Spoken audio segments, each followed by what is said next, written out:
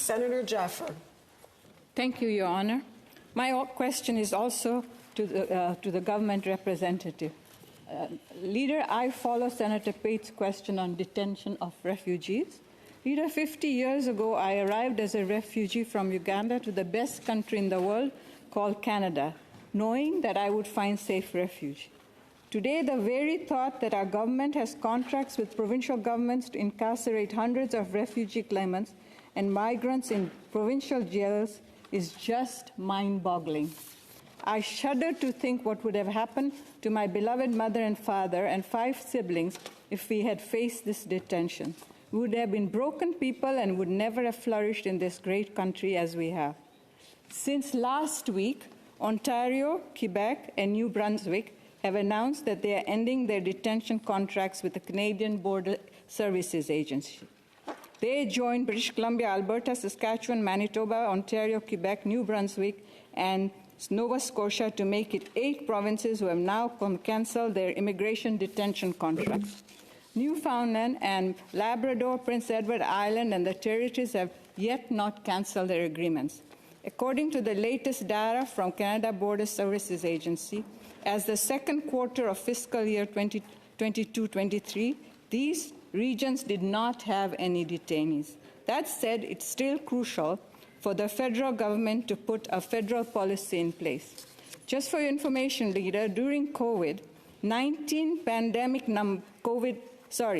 the COVID-19 pandemic, numbers in detention dropped dramatically, and yet people were still showing up for immigration hearings.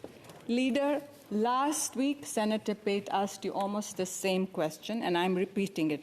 Why is our government continuing to detain vulnerable and marginalized people who have not committed any crimes? Well, thank you for your question.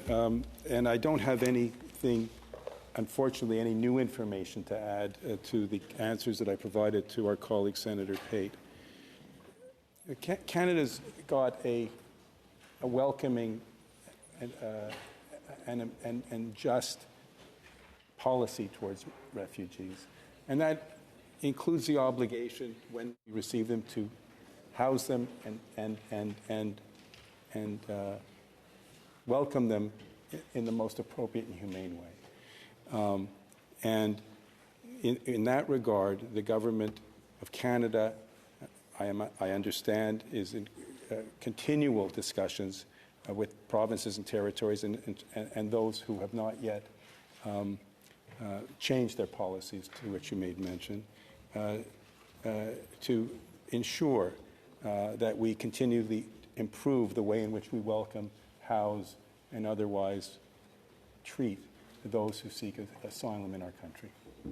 Senator Jaffer, supplementary. Thank you, Leader. You spoke the kind of things I would like to say. When my family came, we also got housed and treated in a very humane way.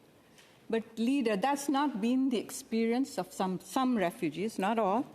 And last week you had said the government is looking at a directive to stop the detention of minors and also improving health services for refugee claimants and migrants.